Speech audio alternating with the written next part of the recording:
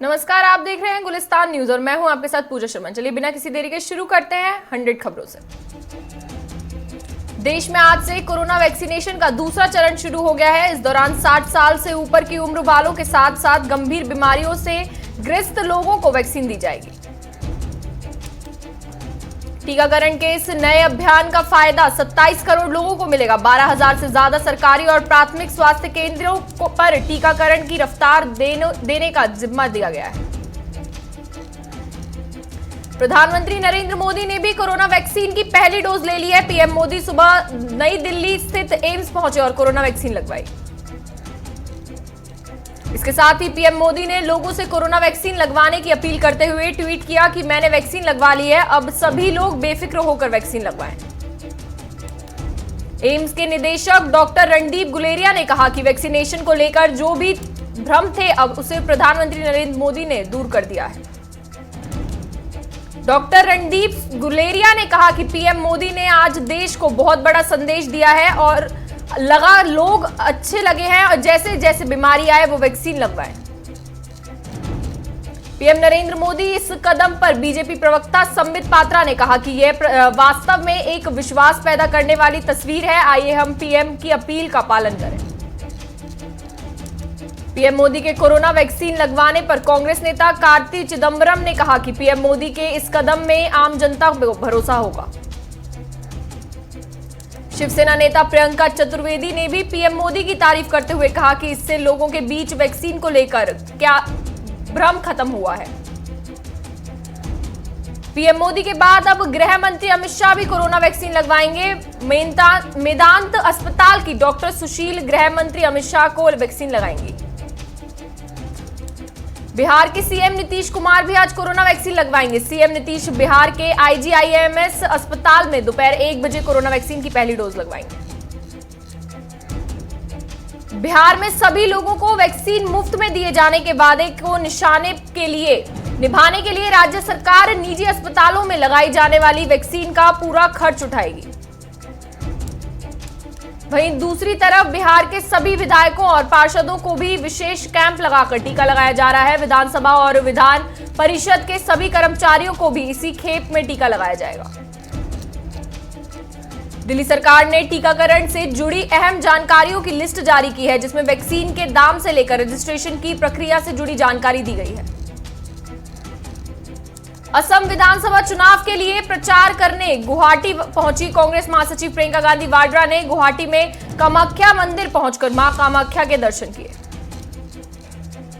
कांग्रेस के पूर्व अध्यक्ष राहुल गांधी की दक्षिण भारत की यात्रा जारी है। राहुल आज तमिलनाडु के दौरे पर हैं, जहां उन्हें कोई चुनावी कार्यक्रमों में शामिल होना है। राहुल गांधी आज कन्याकुमारी में रहेंगे, जहां वो स्कूली छात्रों से रूबरू होंगे। साथ ही थेंगापट्टनम में मछुआरों की नाव रैली में हिस्सा लेंगे। राष्ट्रीय जनता दल के नेता तेजस्वी यादव आज पश्चिम बंगाल की मुख्यमंत्री और टीएमसी प्रमुख ममता बनर्जी से कोलकाता में मुलाकात करेंगे। यह मुलाकात आगामी विधानसभा चुनाव को लेकर होगी। माना जा रहा है कि राजद और टीएमसी बंगाल में मिलकर चुनाव लड़ सकते हैं। मिस इंडिया दिल्ली 2019 रह चुकी मानसी सहगल ने आम आदमी पार्टी ज्वाइन कर ली है। उन्हें विधायक राघव चड्ढा ने पार्टी की सदस्यता दिलाई। उद्योगपति मुकेश अंबानी के घर के बाहर मिले विस्फोटक में नया ट्विस्ट आ गया है। आतंकी संगठन जैश-उल-हिंद ने अब इस मामले में अपने हाथ होने का इनकार कर दिया है। इस संगठन ने बकायदा इस मामले में एक बैनर जारी किया है, जिसमें दावा किया गया है कि जैश-उल-हिंद का अंबानी के घर के बाहर विस्फोटक मिलने में उसका कोई लेना देना नहीं है। ऐसे में साजिश करने वालों को लेकर गुत्थी और उलझ गई है। मुंबई पुलिस अब पूरे मामले को नए एंगल से पड़ताल कर रही है। बिहार के सीएम नीतीश कुमार का आज जन्मदिन है। नीतीश कुमार के जन्मदिन के मौके पर आरजेडी नेता तेजस्वी यादव ने बधाई दी है। किसान आंदोलन का विस्तार अब पश्चिमी यूपी से बाहर करने की तैयारियां हैं। इसके लिए कई अन्य जिलों में पंचायतों की तारीखों का ऐलान जल्द किया जाएगा। महाराष्ट्र विधानमंडल का बजट सत्र आज से शुरू हो गया है। राज्य में कोरोना वायरस संक्रमण के बढ़ते मामलों को लेकर विपक्षी दल भाजपा अनेक मुद्दों पर राज्य सरकार को घेर सकती है। सीएम उद्धव ठाकरे ने सांसद मोहन डेलकर की आत्महत्या मामले में सवाल खड़े करते हुए पूछा कि जिन लोगों के नाम सुसाइड नोट में सामने आए हैं वो अपने पदों से इस्तीफा देंगे। देश में संक्रमण के कुल मामले बढ़कर 1,10,96,731 पहुंच गए हैं। वहीं देश में कोरोना से जान गंवाने वालों की कुल संख्या 1,68,627 हो गई है। देश में पिछले 24 घंटे में कोरोना वायरस के 15,510 नए मामले सामने आए हैं, जबकि इस दौरान 106 लोगों की मौत हो चुकी है। महाराष्ट्र में कोरोना संक्रमण लगातार बढ़ता जा रहा है। मुंबई में रविवार को 1,051 कोरोना के मामले सामने आए, जबकि 5 लोगों की मौत हो गई। महाराष्ट्र में लगातार 5वें दिन कोरोना के 8,000 से ज्यादा नए केस सामने आए हैं। इसके अलावा राज्य में 62 और लोगों की मौत हो चुकी है। इसी बीच पुणे में कोरोना के बढ़ते केस की वजह से 14 मार्च तक स्कूल, कॉलेज, निजी कोचिंग संस्थानों को बंद कर दिया गया है। नाइट कर्फ्यू भी 14 मार्च तक के लिए बढ़ा दिया गया है। सीएम उद्धव ठाकरे ने कहा कि कोरोना संकट के बढ़ते मामलों को देखते हुए सरकार को मजबूरी में लॉकडाउन लगाना पड़ा है। कोरोना नियमों का पालन करते हुए संक्रमण से बचाव करना है। महाराष्ट्र के बाद ओडिशा में भी कोरोना ने एक बार फिर से दस्तक दे दी है। संबलपुर में एक विश्वविद्यालय के 25 छात्र कोरोना पॉजिटिव पाए गए हैं। इंजीनियरिंग के इन छात्रों के हॉस्टल को कंटेनमेंट जोन घोषित कर दिया गया है। साथ ही विश्वविद्यालय को अनिश्चित काल तक बंद कर दिया गया है। उत्तर प्रदेश में कक्षा 1 से 5वीं तक के स्कूलों को आज से खोल दिया गया है। इस दौरान सरकार की ओर से जारी कोरोना गाइडलाइंस का पालन किया जाएगा। अयोध्या में राम मंदिर निर्माण के लिए देशव्यापी निधि समर्पण अभियान संपन्न हो गया। पिछले 44 दिनों से चल रहे राम मंदिर निधि समर्पण अभियान में 2100 करोड़ रुपए का चंदा इकट्ठा हुआ है। दिल्ली में कांस्टेबल को गोली मारने वाले बदमाशों के साथ आज पुलिस की मुठभेड़ हो गई। मुठभेड़ में 2 बदमाशों के पैरों पर गोली लगी है। राजधानी में इस बार फरवरी का औसत अधिकतम तापमान 27.9 डिग्री सेल्सियस दर्ज किया गया है। इससे पहले 1960 में फरवरी में इतना ही तापमान दर्ज किया गया था। नोएडा एयरपोर्ट को दिल्ली मुंबई एक्सप्रेसवे से जोड़ने का रास्ता साफ हो गया है। इससे बनने से सड़क मार्ग से करीब 1 घंटे में नोएडा एयरपोर्ट से दिल्ली एयरपोर्ट तक पहुंचाया जा सकेगा। राजस्थान के तारानगर अस्पताल में डॉक्टर महेश लखीवाल को उनकी सेवा निवृत्ति के अवसर पर विदाई समारोह का आयोजन किया गया। राजस्थान के लाखेरी में नेत्र चिकित्सा शिविर संपन्न हुआ। शिविर में 209 लोगों का ऑपरेशन किया गया।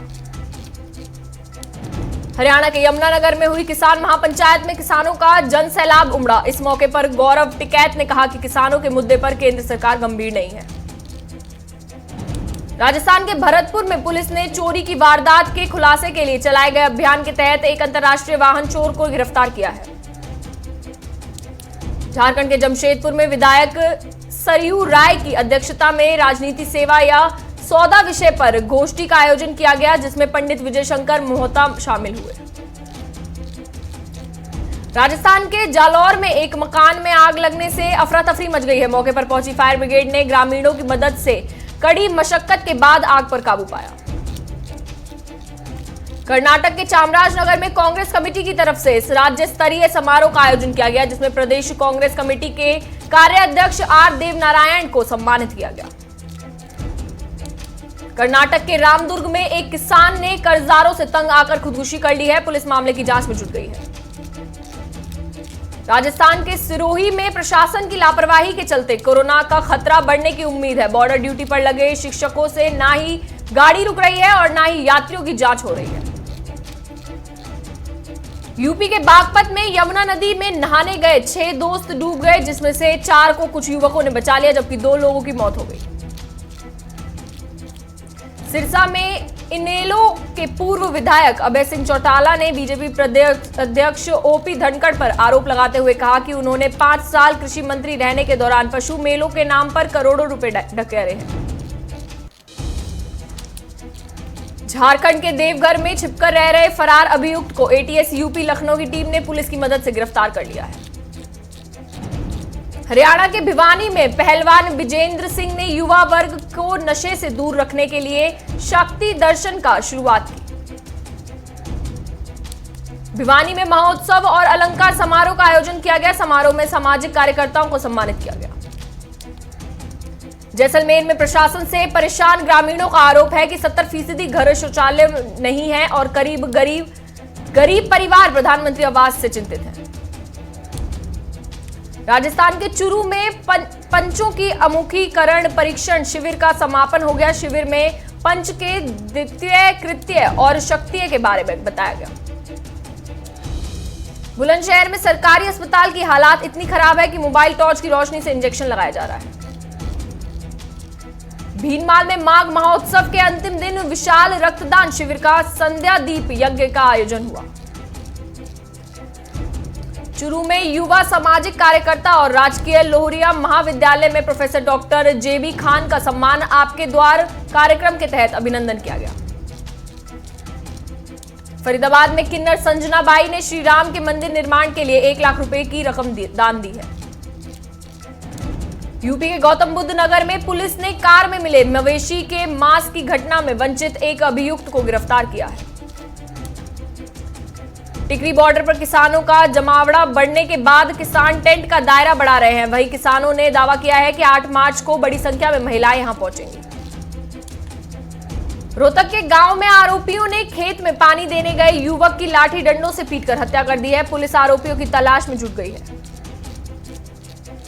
हिमाचल के सोलन में ऊर्जा मंत्री सुखराम चौधरी ने 250 केवी के एक ट्रांसफार्मर का विधिवत शुभारंभ किया। पानीपत के टोल प्लाजा में अज्ञात चोरों ने ट्रकों की बैटरी हाथ साफ कर दिया। फिलहाल पुलिस मामले की जांच कर रही है। राजस्थान के सरदार शहर में पति ने परिवार के साथ मिलकर अपनी ही बेटी को जला दिया है, जिसकी इलाज के दौरान मौत हो गई। पुलिस ने महिला के भाई को गिरफ्तार कर लिया है।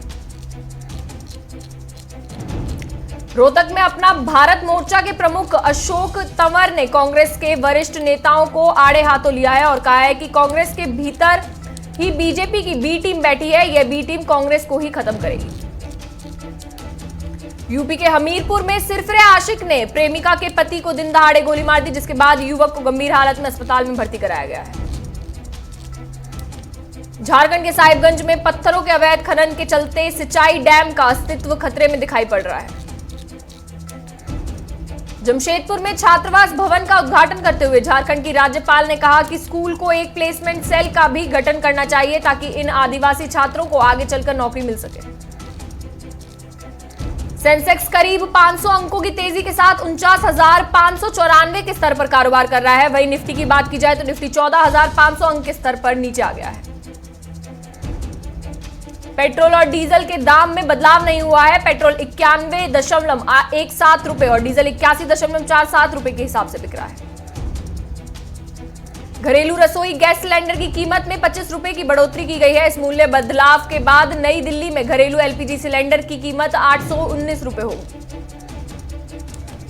सरकार ने 2019-2020 के लिए जीएसटी रिटर्न 9 और जीएसटी रिटर्न 9C भरने का समय सीमा और बढ़ा दी है। जीएसटी रिटर्न भरने की समय सीमा 31 मार्च तक बढ़ेगी। निजी क्षेत्र की स्वास्थ्य बीमा कंपनियां अपने ग्राहकों को रिन्यूअल प्रीमियम पर 80 से 100% तक की छूट दे रही हैं। एक अन्य कंपनी फ्यूचर जनरली ने इसी महीने एक योजना की पेशकश की है। इसके तहत अगर कोई ग्राहक ने अब पिछली पॉलिसी वर्ष में कोई क्लेम नहीं किया तो उसे पॉलिसी के रिन्यूअल पर 80% की छूट दी जाएगी। खादी ग्राम उद्योग के ई पोर्टल पर 1.2 करोड़ रुपए का ग्रॉस टर्नओवर दर्ज किया गया है। करीब 8 महीने पहले कोरोना महामारी को देखते हुए इस पोर्टल की शुरुआत हुई थी। संबंधित मंत्रालय द्वारा जारी प्रेस रिलीज के अनुसार इस पेट्रोल के जरिए अब तक 10-10 हजार लोगों के सामने की डिलीवरी की जा चुकी है। इस अवधि के दौरान खादी ग्राम उद्योग के ई पोर्टल पर कस्टमर्स ने कम से कम 11,000 रुपए की खरीदारी की है। कस्टमर्स बढ़ने के वजह से प्रोडक्ट्स की संख्या में भी बदलाव आ गया है। सोरेन गोल्ड बॉन्ड स्कीम में 4,662 रुपए 1 ग्राम सोने की कीमत तय की गई है। आज से खरीदने का मौका मिलेगा। दुनिया में कोरोना मरीजों का आंकड़ा 11.46 करोड़ से ज्यादा हो गया है। साथ ही अब तक 25,42,000 से ज्यादा लोग इस महामारी से अपनी जान गंवा चुके हैं। फ्रांस में कोरोना मामलों की बात की जाए तो फ्रांस में कोरोना के मामले पिछले 24 घंटे में 19,952 मामले आए हैं। वहीं महामारी में अब तक कुल 86,454 लोगों की मौत हो चुकी है। अमेरिका में सीडीसी ने भी जॉनसन एंड जॉनसन की वैक्सीन को मंजूरी दी है। सीडीसी के मुताबिक अमेरिका में जैनसन वैक्सीन 18 साल या उससे ज्यादा उम्र के लोगों को दी जा सकती है। हॉलीवुड के गोल्डन ग्लोब अवार्ड 2021 में ड्रामा कैटेगरी में द क्राउन ने बेस्ट सीरीज का अवार्ड जीता है। इसी के लिए एमा कोरिन और जोशो कॉर्नर ने बेस्ट एक्टर एक्ट्रेस के तौर पर चुने गए हैं। म्यांमार में तख्ता पलट के खिलाफ प्रदर्शन कर रहे लोगों पर सेना की कार्रवाई में 18 की मौत हुई, जिस कारण म्यांमार में हालत बिगड़ गए हैं। यूएन मानव अधिकार कार्यालय ने कहा, हम म्यांमार में विरोध प्रदर्शनों के खिलाफ बढ़ती हिंसा की निंदा करते हैं और शांतिपूर्ण प्रदर्शनकारियों के खिलाफ सेना के इस्तेमाल को तुरंत रोकने के लिए कहते हैं। अंटार्कटिका में आइस शेल्फ से एक विशाल हिमखंड टूट गया है। आपको बता दें कि पिछले साल नवंबर 2020 में आइस शेल्फ पर एक दरार बनी थी। पाकिस्तान पर विदेशी कर्ज करीब 122 अरब डॉलर हो गया है। खास बात यह है कि जुलाई 2020 से जून 2021 के बीच ही 6.7 अरब डॉलर कर्ज किया गया। WHO ने कोरोना को लेकर कहा है कि दुनिया में 10% से भी कम लोगों को कोरोना के खिलाफ लड़ने के लिए एंटीबॉडी डेवलप हो पाएगी। ब्रिटेन में वैज्ञानिकों ने दुनिया का पहला लाइट टेम्परेरी टैटू बनाया है। टैटू सिर्फ 2 माइक्रोमीटर मोटा है। हॉलीवुड के प्रसिद्ध गोल्डन ग्लोबल अवार्ड के 18वें संस्करण का आगाज हुआ। कोरोना महामारी के चलते इस बार ये अवार्ड वर्चुअली दिया जा रहा है। मलाइका के साथ सैफ करीना के घर पहुंचे अर्जुन कपूर ने अपना आपा खोया। दरअसल इस दौरान दीवार पर चढ़े एक शख्स को अर्जुन ने फटकार लगाई थी। बिग बॉस में एंट्री के लिए सीजन 12 के फेम सौरभ पटेल ने खुलासा किया है। उन्होंने बताया कि कॉमन मैन से मेकर्स पैसा लेते हैं। कंगना रनौत ने भाभी रितु के साथ मिलकर अपने पेरेंट्स का घर सजाया। इसका before and after video Kangana ने सोशल मीडिया पर शेयर किया। एक्टर प्रभास की अपकमिंग मेगा बजट फिल्म सालार की रिलीज डेट का ऐलान कर दिया गया है। फिल्म की प्रोडक्शन कंपनी ने सोशल मीडिया पर ऐलान करते हुए बताया कि 14 अप्रैल को यह फिल्म रिलीज होगी। पाकिस्तान क्रिकेट बोर्ड के चेयरमैन एहसान मनी का बड़ा बयान सामने आया है। उन्होंने कहा है कि अगर विश्व टेस्ट चैंपियनशिप के फाइनल में भारत पहुंचा तो एशिया कप नहीं होगा। रोहित शर्मा ने इंग्लैंड के खिलाफ टेस्ट सीरीज में कमाल का फॉर्म दिखाया है, जिस कारण अब रोहित पहली बार आईसीसी टेस्ट रैंकिंग में टॉप 10 बल्लेबाजों में शुमार हुए। एरन फिंच खराब फॉर्म के बावजूद टी20 वर्ल्ड कप में टीम की कमान संभालेंगे, क्योंकि ऑस्ट्रेलिया के सिलेक्टर जॉर्ज बेली ने फिंच का समर्थन कर फिंच से उम्मीद जताई है कि वो जल्द ही कोई बड़ी पारी खेलेंगे। ऑस्ट्रेलिया के पूर्व ऑलराउंडर टॉम मूडी को श्रीलंका का क्रिकेट निदेशक नियुक्त किया गया है। श्रीलंका क्रिकेट ने हाल ही में यह जानकारी दी है। कोरोना के बाद हॉकी इंडिया की विजयी वापसी हुई है। दरअसल इंडिया ने जर्मनी को उसी के घर में 6-1 से हरा दिया है। चलिए फिलहाल के लिए इतना ही। देश और दुनिया की तमाम खबरों के लिए बने रहें हमारे साथ। नमस्कार।